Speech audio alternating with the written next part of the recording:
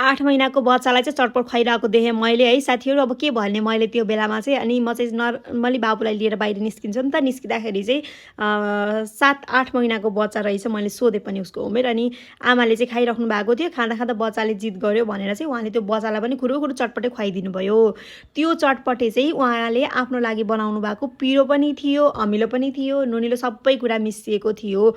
बाहिरको चटपट सकेसम्म हामी आफैले त नखाने घरमै बनाएर खाने भनिन्छ भने त्यो 8 महिनाको बच्चालाई त्यो चटपट खुवाउनु कतिको उचित होला, तपाईँहरू पनि कमेन्ट गर्नु होला हैन। अनि मैले यसरी चटपट किन दिनुभएको, बाहिरको चटपट हामी आफैले त खानु हुँदैन, यति सानो बच्चालाई चाहिँ चटपट खुवाउनु हुँदैन, नखुवाउनु भने मैले।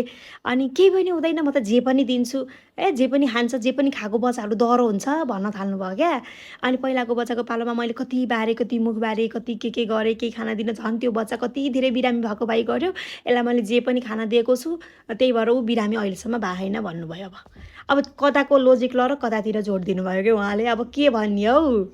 अब त्यो कुनै बच्चा अब बिरामी हुन्छ, स्वस्थ खाना खाँदै पनि बिरामी हुन्छ। यसको मतलब यो होइन कि उसले स्वस्थ खानाले बिरामी भयो, अब चाहिँ जङ्क फुड खाना दिन्छु, जङ्क फुडले चाहिँ उसलाई सन्चो हुन्छ भने त्यस्तो लोजिक लाएर हुन्छ त? हुँदैन नि त। पहिलो बच्चाको पालोमा अब उहाँलाई धेरै अनुभव थिएन होला, केही कुरा थाहा थिएन होला, त्यो कारणले गर्दा कति कुरा थाहा हुन्न, अनि त्यो कारणले गर्दा नि बच्चा बिरामी हुन्छ।